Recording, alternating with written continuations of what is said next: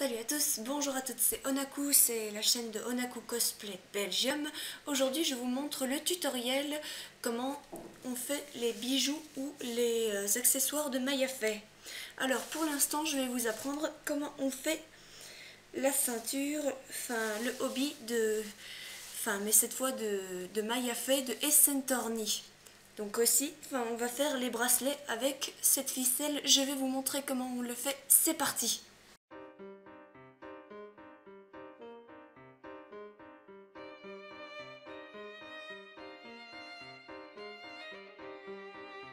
Il faut 25 cm de largeur pour environ 40 cm de longueur, voire même un peu plus. Enfin, une fois avoir assemblé les quatre côtés, vous devez faire attention de laisser une fenêtre pour ensuite la retourner sur lui-même. Et une fois l'avoir retourné sur lui-même, vous pouvez coudre la partie de la fenêtre. Donc voilà, une fois avoir cousu la fenêtre, vous devez vérifier si tout cela n'est pas trop long pour votre ceinture. Malheureusement, ayant vu que c'était un peu trop large pour ma ceinture, j'ai décidé de le raccourcir en y faisant de la couture, mais avec des petites vagues, pour que cela soit plus esthétique et plus joli.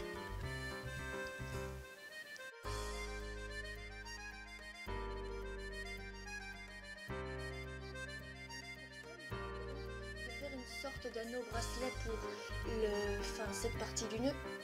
Alors assemblez deux morceaux de tissu de la même longueur, faites une couture entre eux sur les bords et ensuite une fois retourné, vous les retournez sur lui-même et ensuite vous pouvez coudre les deux extrémités par le haut.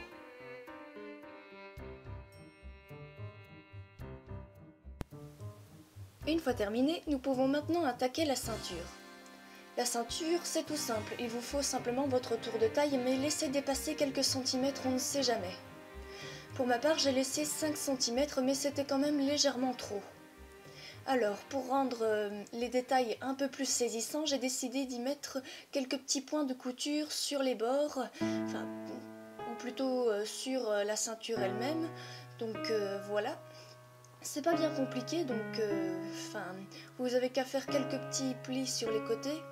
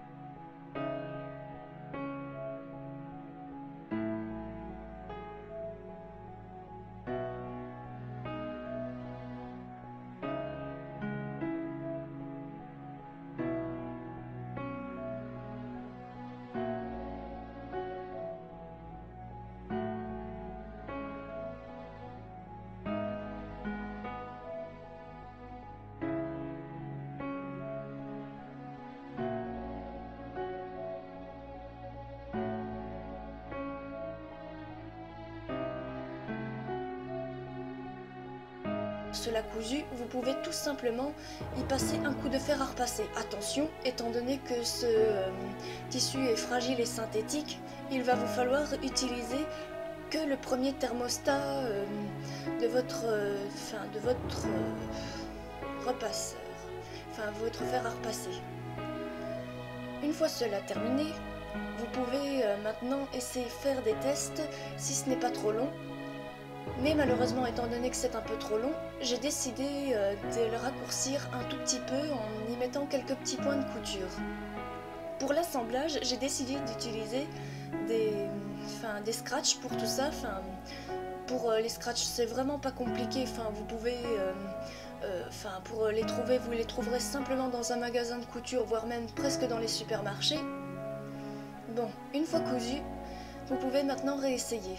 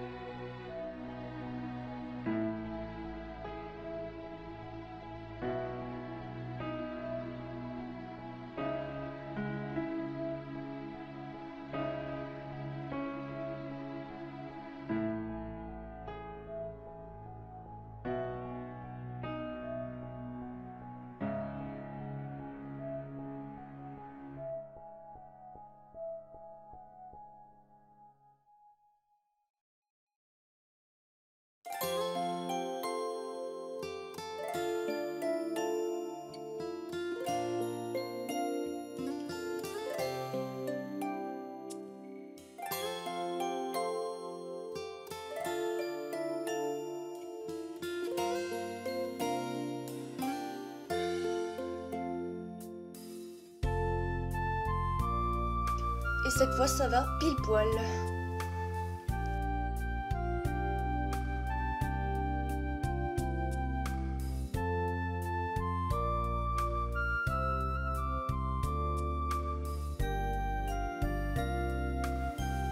Bien, maintenant passons au bracelet. Alors pour les bracelets, vous avez besoin d'un ruban couleur bordeaux pour les bracelets de maille à fait. Une fois cela fait, il va vous falloir mesurer votre tour de poignet, car il va vous falloir un tour de poignet pour la partie supérieure et un autre pour la partie inférieure. Faites attention à ce qu'il y ait deux longueurs différentes. Veillez bien à les classer. Et une fois que tout cela est fait, vous pouvez assembler le tout avec des boutons à pression. Vous trouverez ça facilement aussi dans les supermarchés. Les boutons à pression, vous devez les coudre à la main. Pour coudre à la main, c'est simple. Vous coupez un gros morceau, enfin une bonne longueur de fil. Attention à ce que cela ne soit pas trop grand quand même.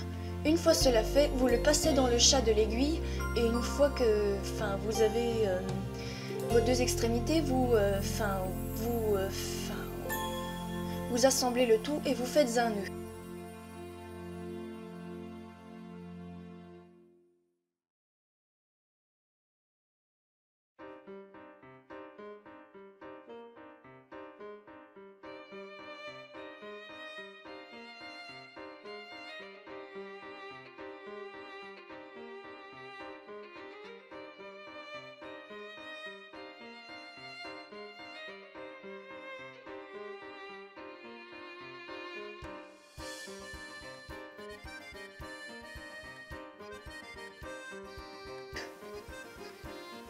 Une fois cela fait, cela peut durer au moins 20 minutes, pas plus.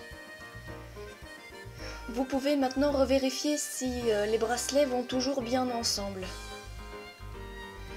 Bon, passons maintenant aux petites croix qu'il y a sur le bracelet. Vous avez simplement qu'à utiliser de la colle spéciale pour tissu. Cela se trouve facilement dans des surfaces pour le textile. Vous pouvez trouver ça à un bon prix. Je pense que moi je l'avais acheté de 3 € dans ces eaux-là.